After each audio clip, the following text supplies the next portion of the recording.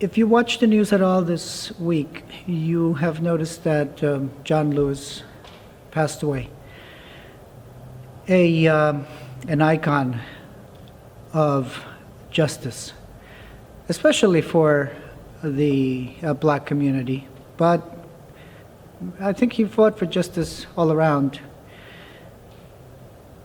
What John Lewis reminds me of, and what I want to mention today, is that John Lewis was a pastor. And that's where he thought life was going to take him. Some of his history that has been shared over the past weekend has told us that he took that calling pretty seriously. He actually would practice preaching to the chickens on the farm. But somewhere along the line, he realized he could do maybe a greater good outside the church. And he started fighting for justice and decided that government work and representing the people was going to be really important. As I've been thinking about John Lewis these last 2 or 3 days, the thing that I think about is, number one, our country, how we have these lofty goals. All men are created equal. But if you do a little bit of research, it is very clear that that's something we're striving for. People of color could not vote for most of the time that the Constitution has been in place. So obviously, we are not all created equal. Women couldn't vote. People who were white couldn't marry people who were black for a lot of that time. And people who were white could own people who were black. So obviously, all men were not created equal. And then when we look at the church, we have to be honest that we have followed a very similar trajectory. People who claim to love Jesus owned slaves.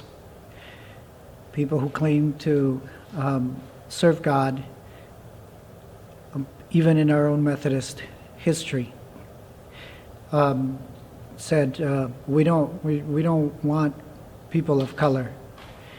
So we're just going to create a different group for the people of color, and then a different group over here for white people, and that is just our history, like it or not. So as we celebrate the life of this great American man, I mean, I think that we celebrate that a lot was accomplished. We no longer talk about slavery or the ownership of black people.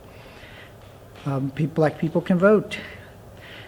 But there's still a ways to go. And we wait to see what new faces will come to remind us, not just as a country, but as a church, how important it is that we continue to move towards those aspirations. That in Christ there is no male or female, no Gentile or Jew. That all men, all women, all people are created equal. And we keep working towards that. And as a government and as a people, I hope that we strive to do that better, and that as a church, that we too will really serve and love one another. Because the church is more than a place to worship. The church is a place where we love, and out of that love, justice has to come into play. And so, just some thoughts as we grieve a great American hero.